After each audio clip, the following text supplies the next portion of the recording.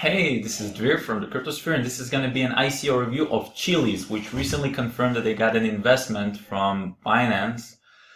And the founder is actually friends with the founder of Binance, with Changpeng Zhao, with CZ Binance. So they're kind of very close. They're both located in Malta, and they've taken some pictures together. They let Binance work in their office or something like that, and they're pretty close,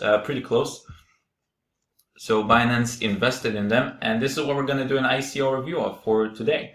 And in case you guys are new here, hi, my name is Dvir. I review every ICO that pops up on ICO drops, every good ICOs, a lot of bad ones. So make sure to subscribe and hit the bell button. And then I also have a $500 Bitcoin giveaway that I will give to people that follow me on social media. And then I also have an ICO spreadsheet in which I review all of the hot ICOs, link in the description too.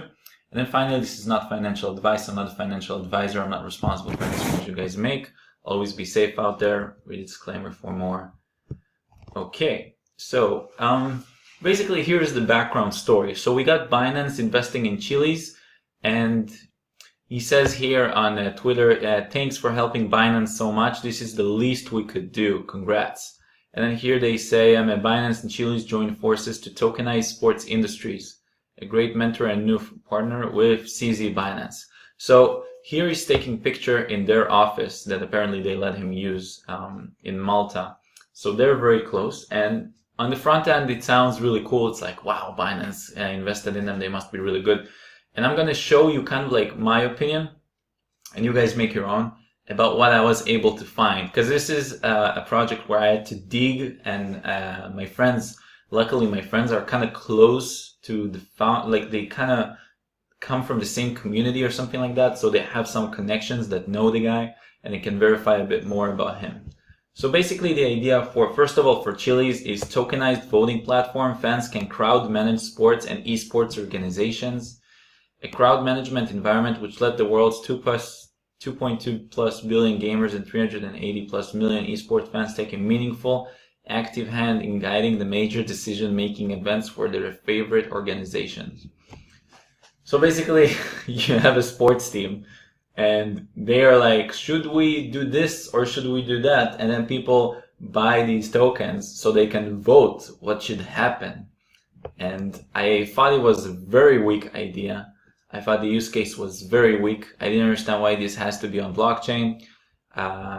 Why do people care about voting? Like, I never wanted for like a sports team that I like or some gamer that I like to vote on what he's going to do. Like, why would he want to listen to me as well? And yeah, we use blockchain smart contract tech to give the world the community decision-making influence over their favorite esports game events, leagues, and game titles. Yeah, it doesn't solve any problem. Like, what problem does it solve? Like, I don't know fans that go like, you know what?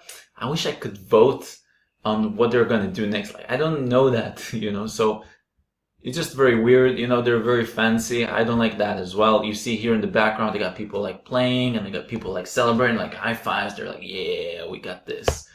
I don't like that kind of stuff. They're very fancy, very fancy. You can see here that they keep throwing around numbers. You see 380 million people, and then they say 2.2 billion people somewhere that are, just like a big market, but it doesn't mean that they're going to do well. And here they have their token metrics. So I thought the idea is just as a really weak use case. Just really, really weak. Everything is very fancy. I don't like people, just as a general rule, anybody that asks for your money and he has pictures of like hot girls or people partying or like good things happening, that's usually a bad sign, because that means that they're trying to sell you a dream or trying to sell you something, like all these Moon Lambo memes are a big part as well. Yeah, they're just way too fancy. Okay. So I didn't like the idea at all. The idea was an instant pass for me, but because since I'm doing a video review about this, I might as well go deep and show you what else I found. So available for token sale at 34.5% of tokens, which is nothing. It seems that they already raised $27 million through in a private sale. The private sale is still going, by the way. And then also they don't do a public sale. Chili's token generation event will be executed via private placement only, with subsequent airdrops done afterwards. Blah, blah, blah. So if you want to reach out for private investment, you can message them here. And I heard that the hard cap is going to be $60 million. I'm not sure, this is unverified. If it is, then it's like really bad token metrics, but I find it hard to think that they would raise so much money. I mean, it's a dApp, it's just a platform. And then a friend got access to a pool that shows these terms. So if they raise less than 1 million, then they give them a 30% bonus. And if they raise more than 1 million, then they give them 50% for a bonus, right? Yeah. So this is the terms that he got. Okay, roadmap. So here's the roadmap. I didn't quite understand what it means, to be honest. The Chiliz platform is open up to full utility by all interested third-party team roasters.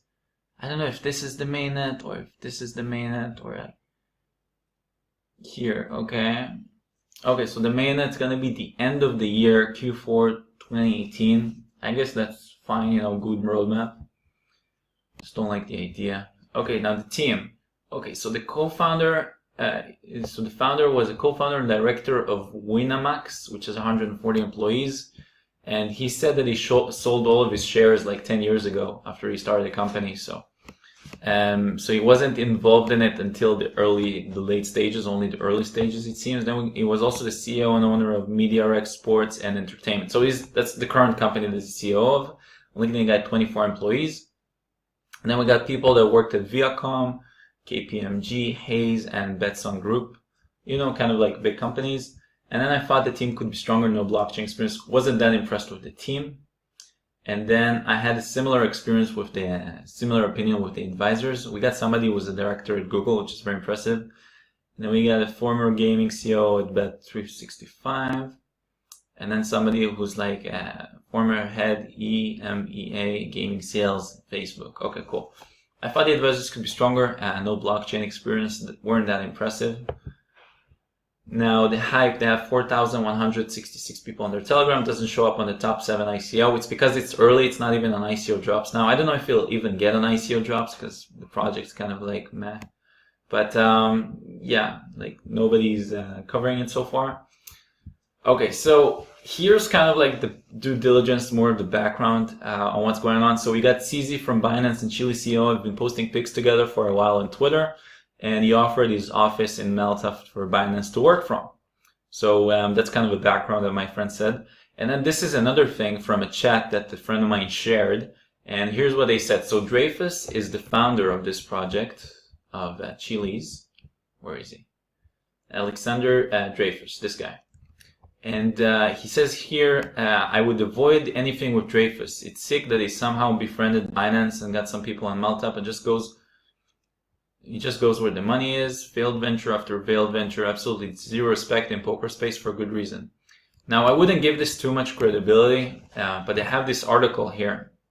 Apparently, he was related to poker. He was a poker player or something like that. The Global Poker League's Alex Dreyfus, there's this article about him, has come under fire after Fedor Holtz and 2 of his unidentified peers have questioned entrepreneurs' accounting practices. So what happened is he was owing them, I think $30,000 or something like that. And he didn't pay that back until a long time after he should have sent the money. So he was supposed to return the money and then he took them, but several weeks had passed. The players all say they realized that he sent down with their books that they hadn't received their cash from Dreyfus. So he basically owed people money, which is bad. And then some people were questioning that, and they're like, back in 2015, the league secured a $4.9 million loan to help its mission to sportify poker, a term Dreyfus coined, and some has asked why the CEO would need another 30 grand when they already had financial backers. Is it possible that he has blown through all of the funding he received to this date? Is Alex having financial issues already? That is a bad sign. So there are some red flags about the founder. They look pretty justified. I mean, this article, you know, from this poker player, like they wouldn't make this up. This is from 2 years ago. So yeah, some red flags about the founder as well. They look pretty, yeah, it doesn't look like a random FUD. And also the source of this is pretty legit as well. So yeah, some red flags about it. So To summarize, I thought the ADA is weak. I thought the team and the advisors could be stronger. No blockchain experience, some red flags, unknown token metrics, Binance involved, but it looks like it's because he helped Binance and they kind of owe him one. Maybe they'll help him get listed as well, you know, since they invested in them. And yeah, so that's my opinion. In my opinion, it's an easy pass. I just wanted to kind of give you guys a review so you don't get sucked into it just because Binance invested. Because while Binance is an amazing company, we're all people at the end of the day, and not everybody knows what they're doing all of the time. So yeah. So for me, it's an easy pass in my opinion. So yeah, thank you for watching. Make sure to subscribe and hit the bell button so you'll be the first to get notified. And don't forget to smash the likes. And yeah, guys, thank you so much for watching. Don't forget to check out one of the last videos I made, which was the top ICO in June 2018. So see you soon, and thanks for watching. Much love.